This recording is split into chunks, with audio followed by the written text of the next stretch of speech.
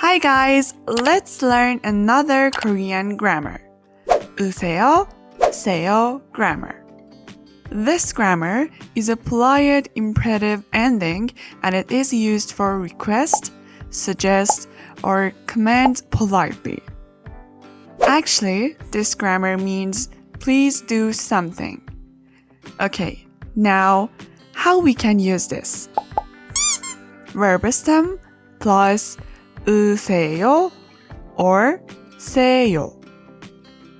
When a verb stem has 받침, we add 으세요. For example, 읽다. 읽다 means to read. We remove 다. 읽 is a verb stem and it has 받침. So, 읽 plus 으세요, 읽으세요.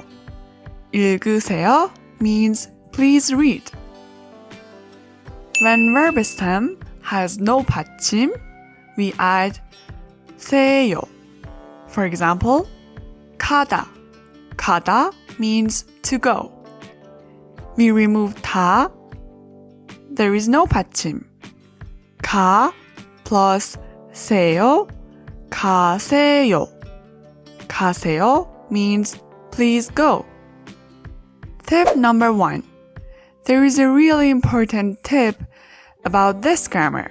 If our verb stem 받침 was 리을, as always, we remove 다, and also we remove 리을. Now, our verb is without 받침. So, we add 세요. 만드세요. Tip number 2.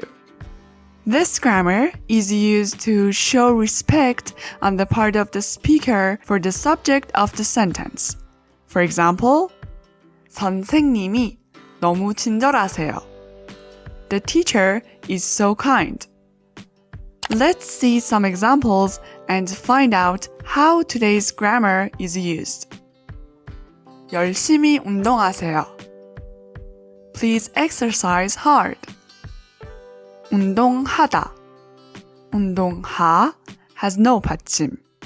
So, 운동하 plus 세요, 운동하세요. 어디 가세요? Where are you going? In this sentence, we respect the subject of the sentence. Our verb is 가다. 가 has no 받침. So, we add 세요. 가세요. 여기에 앉으세요. Please sit here. 앉다 means to sit. 안 has 받침. So we add 으세요. 앉으세요. And last one, 이거를 만드세요. Please make this. 만들다 is verb. As what I said, we remove 다 and 리을. Now we add 세요.